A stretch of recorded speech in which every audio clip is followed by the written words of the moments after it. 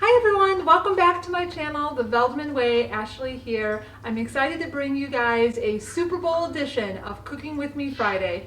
One of the things that I love about Super Bowl parties are all of the appetizers. So today I'm going to show you how to make 3 easy appetizers for your Super Bowl party. The first one I'm going to make is an elote dip. I love elotes. If you're not familiar with what elotes are, it's like a Mexican street corn. So let's get started with that one. I'm so excited to try this one out. I've never made it before, so let's see how this turns out.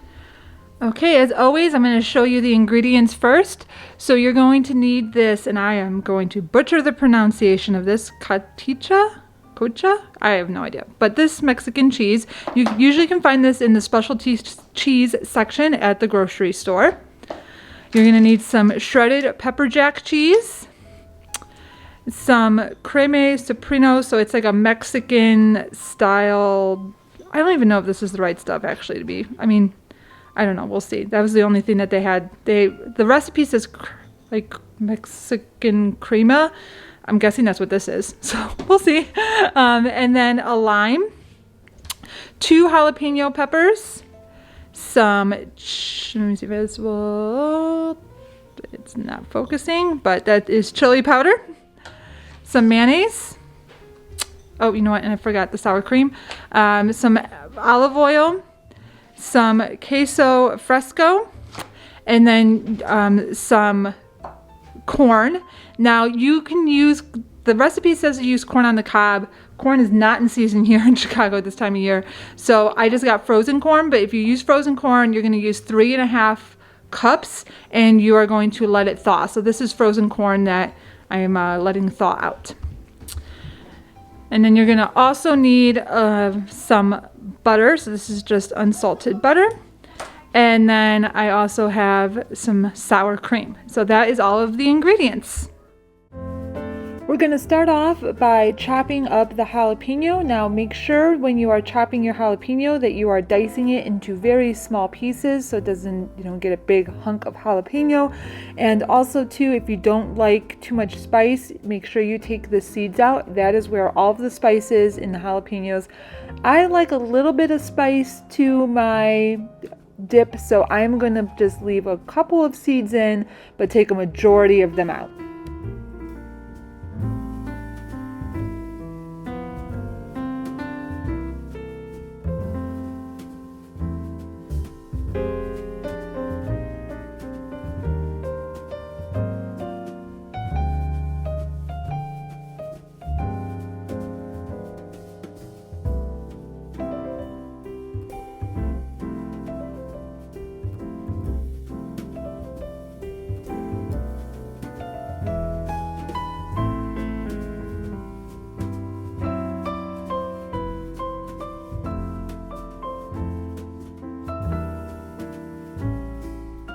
Once your jalapeno is all chopped, you're going to drizzle some oil over a hot pan and add 1 tablespoon of butter, letting that cook until it's melted. Then add your corn and your chopped jalapeno and let this cook for about 5 minutes, making sure that you are stirring it frequently. You want to make sure that that corn does not burn and that it gets cooked evenly on all sides.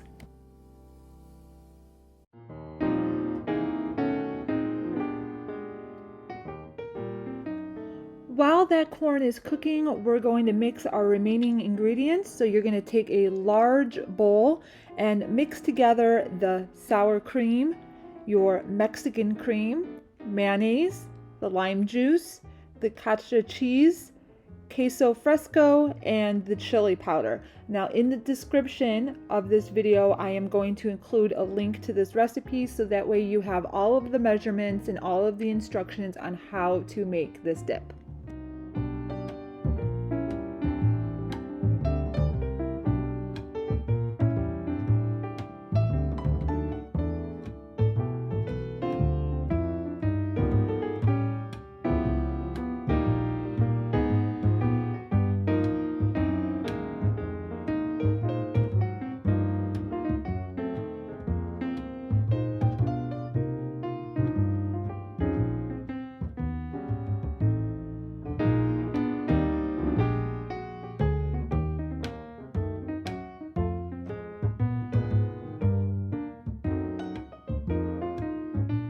Now, the queso fresco is not really what I expected it to be. It was kind of like a block of cheese. So you want to make sure that you cut it up into small pieces. It is easy to crumble. So just make sure you do that so that way it's a lot easier to mix all the ingredients together.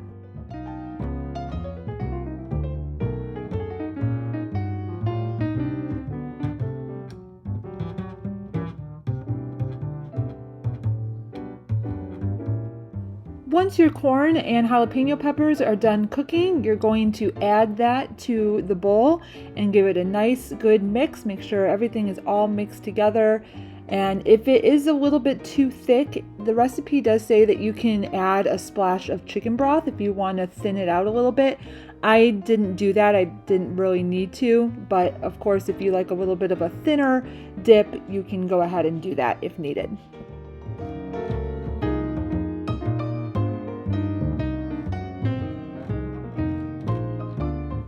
Once your dip is all mixed, you're going to transfer it into a small baking dish. You can either use a square dish or a round pan, whatever your preference is. And then you're going to top it with some shredded pepper jack cheese. And you know, I love cheese. If you've seen my previous cooking videos, I never put the amount of cheese that it says to put on there. I always add a little bit extra because to me, you can never have too much cheese. And then once you get your desired amount of cheese on the top, you're going to pop this into the oven. The oven is preheated at 350. The recipe doesn't actually give you a time to cook it. I think I cooked this for about 12 minutes. I could have cooked it a little bit longer, so I recommend maybe cooking it for about 15 minutes or so. But you know, just keep an eye on it. Cook it until it's hot and bubbly.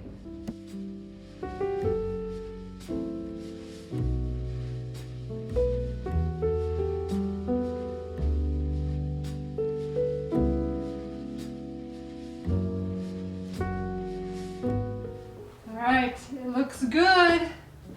It's nice and bubbly. Shall we try it? Sure. So you make this with some chips. Blake is a Packers fan, so he decked out in his Bears fan, sort of. I'm more of a baseball person, but let's try.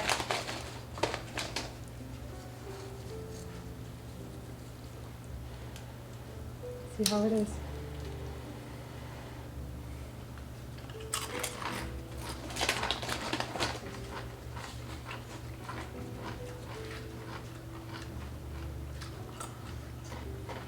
My first bite was all cheese. Yeah, I kind of put a thick layer of cheese on the top.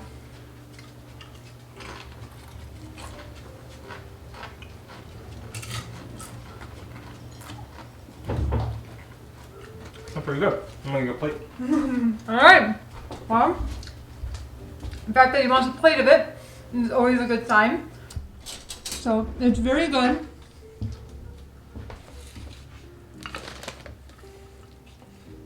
There you go. Scoop that on that plate.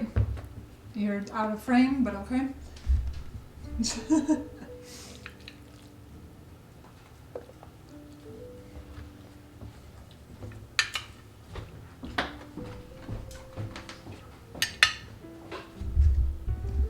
All right, it's Blake approved, which is usually pretty difficult. So I would say that this is a winner. Anything else? Nope, you're off the hook. So this one was really good. Blake liked it. He's pretty picky. You can serve it with some tortillas. I cooked it for about 12 minutes. The instructions didn't give you a cook time, except for, it just says cook until bubbly, and I probably could have left it in for a few more minutes. I would probably do it for 15 minutes, just because it could be a little bit hotter in the center. But other than that, oh, good. All right, now on to number 2. This recipe is one of my husband's favorites, and it is a hit with all of his friends. I make this every year for Super Bowl parties and cookouts. If I show up to a cookout or there's a party and I don't bring this recipe with me, I'm hearing it from his friends. So this one is definitely one that you guys are going to want to try if you have any bacon lovers in your house. This is beer candied bacon. Yes, it is. It sounds delicious and it tastes delicious. So let's get started. I'm going to show you how to make the beer candied bacon. Now the ingredients are pretty straightforward. It's beer candied bacon. So of course you're going to need bacon. So this recipe calls for 1 pound of bacon. Normally when I make this for a party, I double it. I make 2 pounds worth because it goes so fast that if you got a bunch of guys sharing 1 pound of bacon, we all know that that's gonna go way too quick, so I usually double it. I could probably triple it and still run out of it so soon. So you wanna make sure that you get really thick bacon. So I try to get the thickest I can find in the store. Normally when I make this for a party, I'll go to like our butcher shop and get like the really good bacon, the high quality bacon. But for today, I'm just gonna use the store-bought kind, but this was the thickest bacon that I could find. So again, make sure it's very thick, that's very important. Then you're going to need brown sugar. Dark brown sugar works best. If you have only light brown sugar, that's fine too. Either will work, but the dark has a little bit more of that candied flavor that you'll be looking for. And then of course, you're gonna need some beer. Now, normally when I make this, I use a darker, and I don't know much about beer, so I don't know like what ale or whatever IPA, I don't know all that stuff. But I usually try to get like a more flavored beer. You don't want to use a light beer. So I'm using one of my husband's Stella Artois, which works pretty good, but I would probably do something darker like a Guinness, a darker beer, so you get a little bit more of that beer flavor in the bacon. But like I said, Stella also works really great. I just took one of my husband's beer because that's all I had on hand. And then the way I make it is I make 2 batches of it kind of rotating, which you'll see in a minute why that works. So you're gonna want to get a baking sheet like this, and then you want to get like a clear rack. These I use for when I make cookies for them to cool. They stack on top of each other, but these work great for the beer candied bacon because you want it to be not laying flat on the baking dish. So that way all the flavors, because you're gonna have it on both sides, you want all the flavors to be able to really cook and for it to really get that candied stickiness. Wait, I don't know, this will all make sense in a second. And then, very important, make sure you line your baking dishes, your cookie sheets, with some really good, thick, heavy-duty aluminum foil. You will thank me later because the cleaning, obviously this is a very, very messy recipe. And so if you don't use aluminum foil to put down, you're gonna have fun trying to get all this stuff off of the baking dishes or the cookie sheets. So make sure you use a nice, thick aluminum foil. So what we're gonna do is we're just gonna line these first. I'm gonna get all of this prepped. I also have my oven preheating right now at 400 degrees. So make sure you have that preheated. So I'm just going to line my baking dish, or my cookie, I keep saying baking dish, my cookie sheet with some aluminum foil. And like I said, you want to make sure you get all covered. And then you're going to put your little kind of raised cooling sheet on top of that. So it looks like that. I'll do the other one.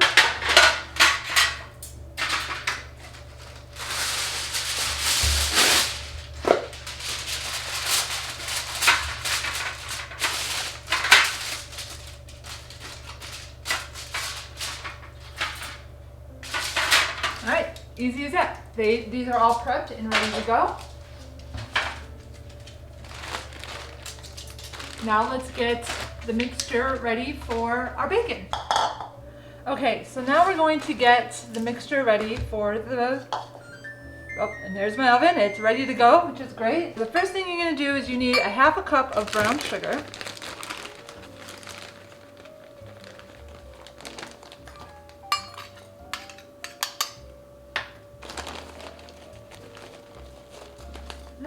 And like I said, I'm already making a mess.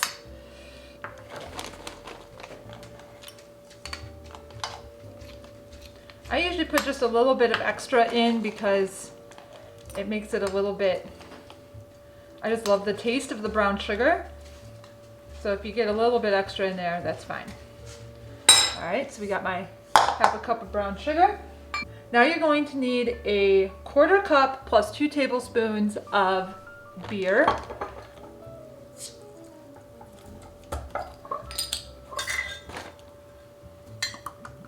right, so 1/4 cup.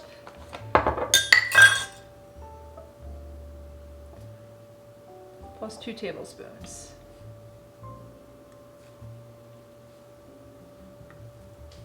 And give that a good stir.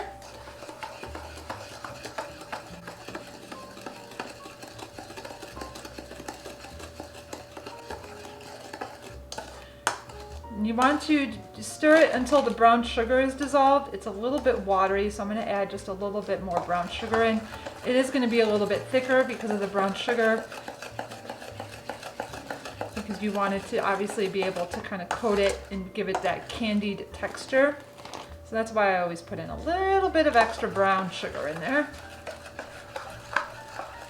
So it should have, you can kind of see it's a little bit of a thicker consistency. A little bit more.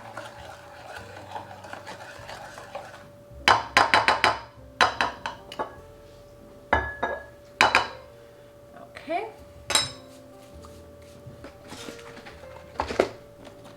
I'm going to put this aside. And we're going to get our first batch ready here. So you're going to take your bacon. See if I can open this. There we go.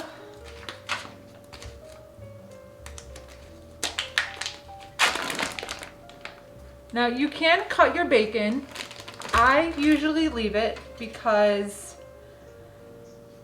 it does obviously cook down a little bit. I've done it both ways. I've made them like larger pieces, or you can cut them in half if you want to make smaller pieces. But sometimes if there's more guys, like if I'm making for multiple people, I'll cut them in half.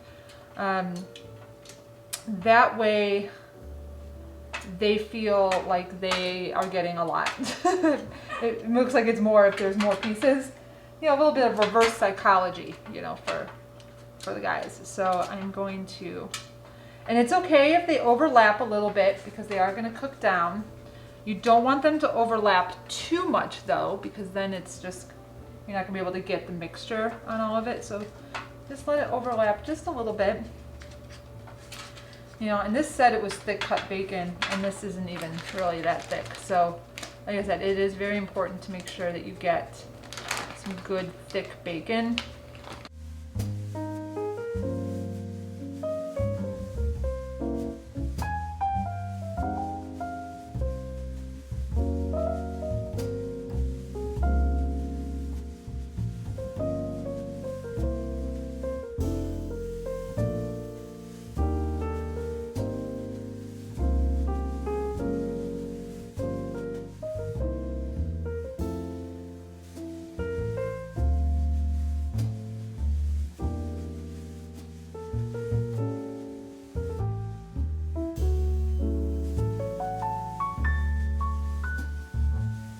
So we have the bacon on here, and we are going to put this in the oven for 10 minutes to just kind of get it baking just a little bit.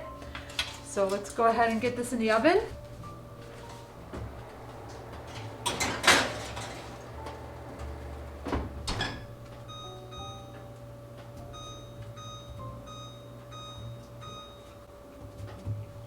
Okay, and while that's baking, we'll just get our next sheet ready here.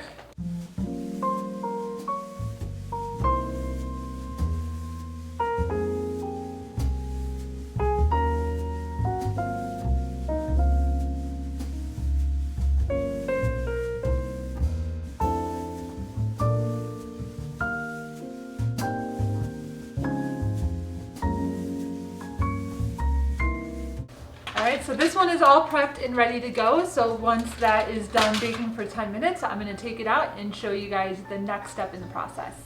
Alright, it's been 10 minutes. Let's take them out. Probably grab.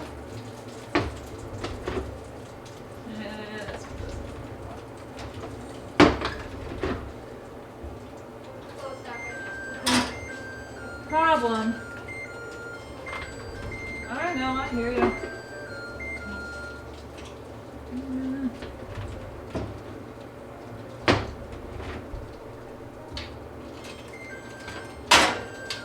All right, I hear you. All right. Problem is, it's hard to get out. Okay, there we go. All right, so I'm gonna prep this while that one's in there. I'm gonna go ahead and put this other one in here for 10 minutes. Set the timer. Okay, so now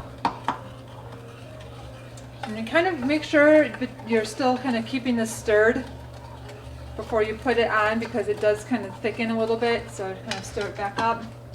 Now what we're gonna do is we're gonna brush these with the beer brown sugar mixture. Give them a nice coating. Get the edges. Never mind my very dirty oven. I didn't have a chance to clean my kitchen yet today, so normally I try to clean it before I do a cooking video, but it is already like past 1 o'clock. Football's already on, and my husband wants his beer candied bacon, so I had to quickly make this. So I will clean after. You want to make sure you coat them nice and thick. Okay, then what you have to do is you have to flip them. So get some tongs and flip them over.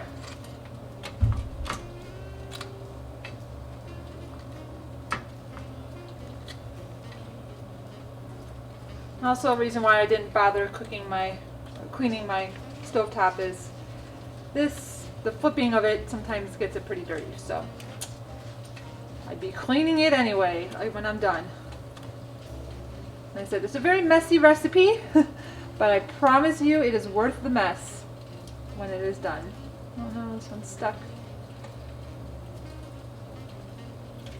Again, I probably didn't need to overlap these as much as I did, because I'm not making a double batch like I normally do. Yeah. Okay, so you're gonna flip it, and then you're gonna coat to this side with the mixture.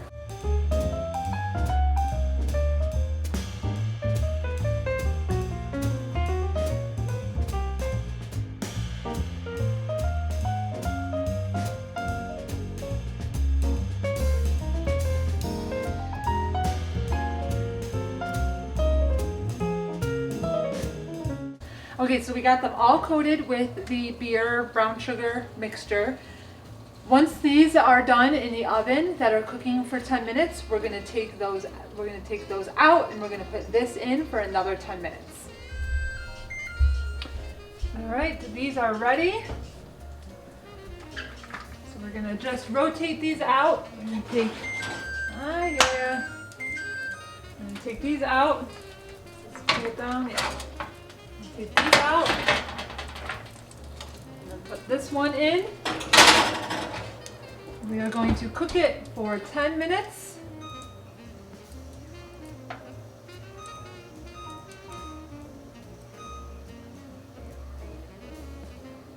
Okay.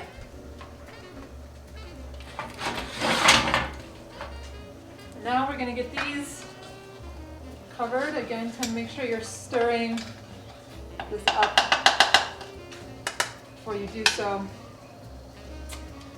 Get these nice and covered. Oh, it smells so good. I wish you guys could smell it. I mean, nothing smells better than bacon, but bacon with brown sugar and beer on it, smells good, good, good.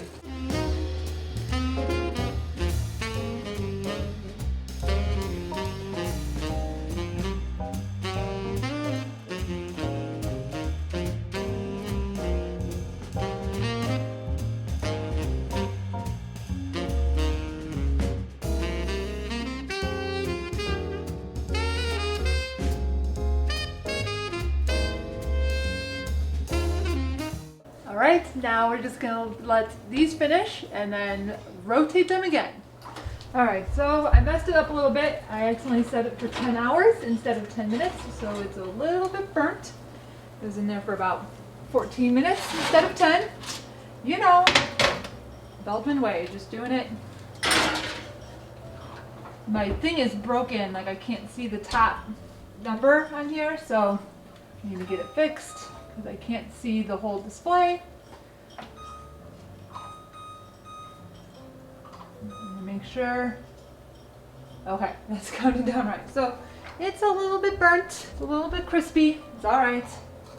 Still works. So now we're going to take this out. Good thing I kind of thought to check on it and see how much time was left because I thought it was a little long. And I realized that it said there was 9 hours and 46 minutes left, which is not the case. So we're going to take this out. We're going to put this over, and then we're gonna cook it. We'll probably just need to do this one more time.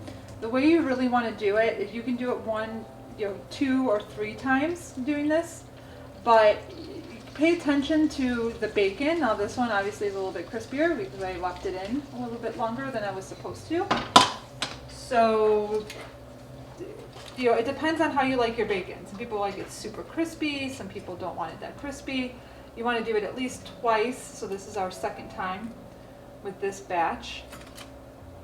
But sometimes what I'll do is I'll do a third, but I won't do it for a full 10 minutes. I'll do it for like 5 to 7 minutes just to get it a little bit crispier. But sometimes if you do it 3 times, all of them at 10 minutes, they get a little bit burnt on the edges. Like I said, this one, we're gonna have to play it by ear because it's already a little crispy, at least on the ends. Now you see why it's very important to put the aluminum foil at the bottom, because if you can see, just all of the crunch, it's just a huge mess. Nice and thick here.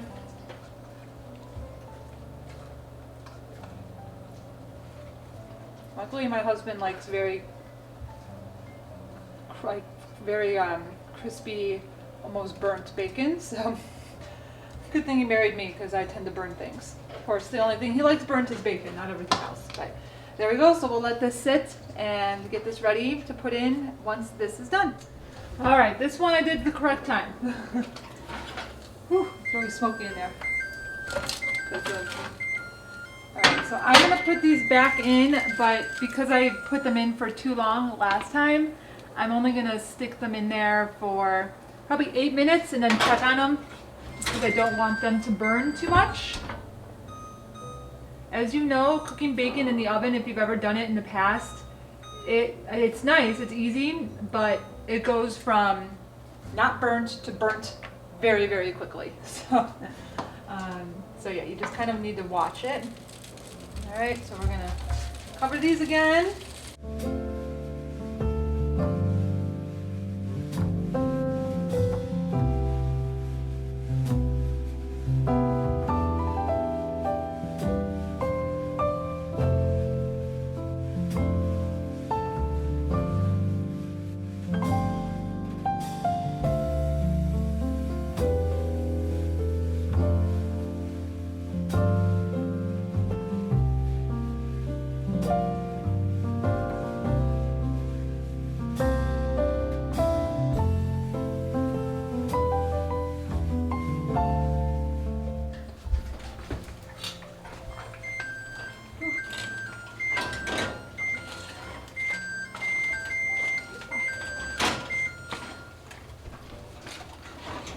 All right, these are definitely done.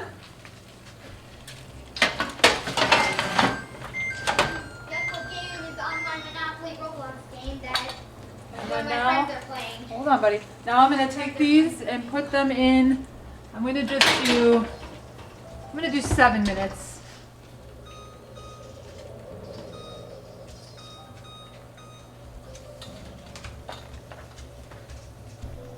Okay, so as you can see, they're obviously a little burnt on the ends more than I probably wanted, but they're fine. I know it looks bad, but The center is not that thick. Like I said, this isn't the best bacon. I'll be using different bacon when I make this for Super Bowl. So they're a little bit more burnt than I probably want, but that's fine. I kind of messed them up by leaving them in a little bit too long during one of the times, but the centers are not very like cooked. I mean, they're cooked fine, but after you're done, they're not going to be very thick. You want them to sit for at least an hour for them to really, that kind of candied texture to really kind of get sticky and then really fully cool. Now, today, because it's already like 2 o'clock in the afternoon and my husband is dying for these, we'll probably just let them sit for about 30 to 45 minutes or so. But usually for Super Bowl, I like to let them sit for at least an hour. Unless I have the guys coming up here from the basement that smell it and are trying to eat it. But yeah, like I said, these are a little bit more burnt than I probably wanted them to be, but I think they'll still be okay. They're all right. But you know, like I've said a few times, it's really important to get some really good thick bacon. This wasn't the best bacon, so I highly, highly recommend that you go to a like butcher shop if you can and get like some really good quality bacon, because this recipe is so good, but if you don't get the right kind of bacon, it just doesn't cook right. So I'm going to show you guys once this cools, one little way to present it for your Super Bowl party. So I'll show you that right now. Okay, they are all done. It's been about 30 minutes or so. So they've sat, like I said, normally you want to let them sit for close to an hour, but since it is already 3 o'clock and my husband wants to eat these and still be able to eat dinner, I'm going to go ahead and get these served up for him now. I want to show you just a quick little way, if you're doing this for like a Super Bowl party, a quick way to get them, you know, a cute little way to display them, I guess you could say. Not that men really care about that sort of thing, but I do. So if you take a pint glass, now I don't have any football ones, I have a Blackhawks one. But what you'll do is, you know, take your pieces of bacon. You can also get like a smaller cup, but you know, kind of just stick them in there. Now, normally I make double batches, so I'm gonna put these in and just kind of give them make them look a little extra fun in there. So I'll give my husband half of them I get to eat.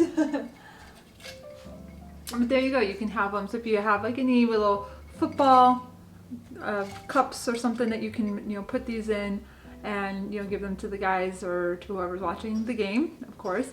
And they're super good, really good. So let's see how my husband likes them. All right, let's do a little taste test. Here are your... Like, I've never had this before.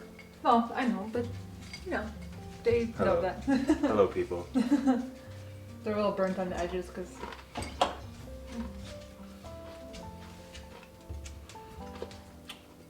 Just as I remember. They're good? Very good. Do you think your friends will... Don't come to the dog, you know how much work I did on these things?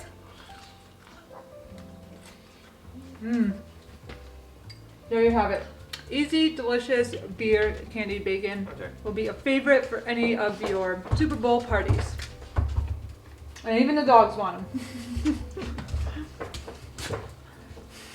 Hey Dad, are you ready? Hey, Kane, Yeah? you want to try a piece of bacon?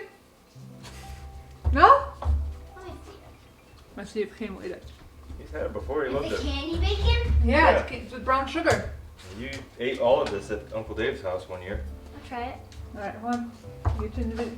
Hold it. Jack. Feels soggy. All right, we'll move back a little bit. Why does this feel so soggy? Well, because it's got the It's brown candy. sugar. Turn on. All right, take a bite of it and let me know what you think.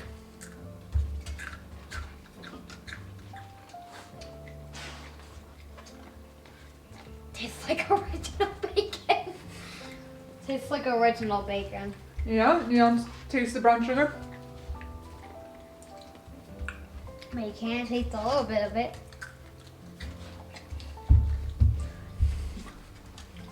How's it? Good. It's so good it pushed your shirt inside out. And backwards. All right, so even my son likes it, and he doesn't like anything. So let me know, comment below if you try this for your Super Bowl party. And now it's time for the third and final Super Bowl appetizer recipe. These are going to be stuffed bell peppers, and it's super easy. It's only got a couple of ingredients. They're going to be stuffed with cream cheese, some Greek yogurt, and some everything but the bagel seasoning, which I love that seasoning. I've never made these before, so we'll see how they turn out. More importantly, we'll see if my husband likes them. That will be the true test. I know usually for Super Bowl they eat a bunch of fried food and cheeses and all of that. I'm gonna try to sneak in something a little bit healthy. So we'll see how it goes. And here are the ingredients that we need for this recipe.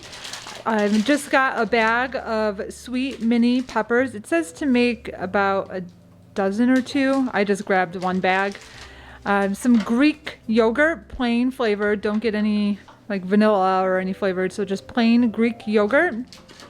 And then you're going to get the whipped cream cheese, and of course the everything but the bagel seasoning. So let's get started.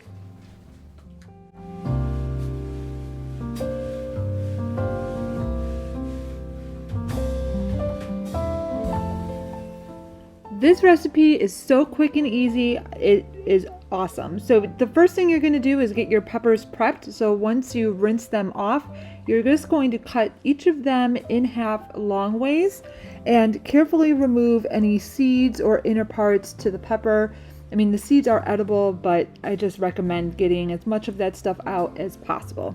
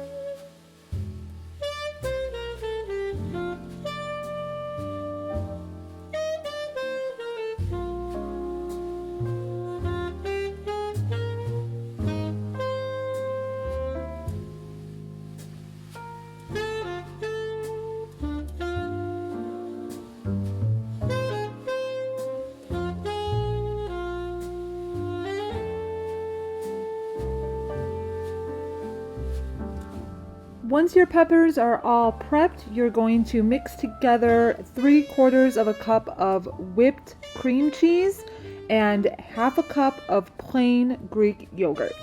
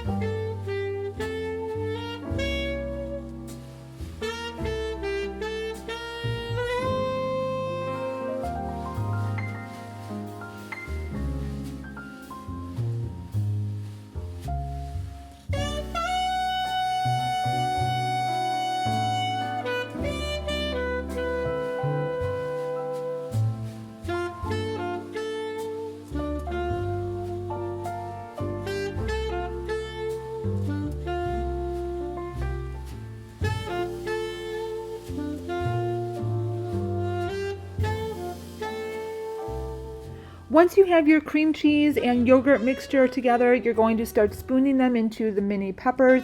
Make sure you use a small spoon for this because the peppers are small and it's a lot easier to really stuff them full with a smaller spoon.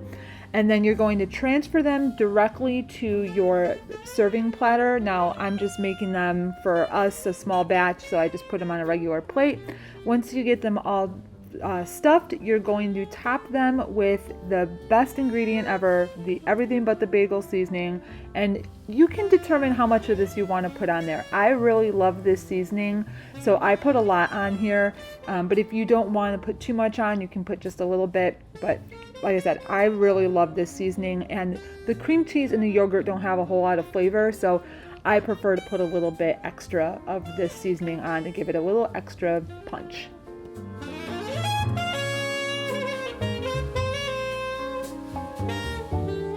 All right, now is the moment of truth to try these stuffed bell peppers. I'll give you a little baby one.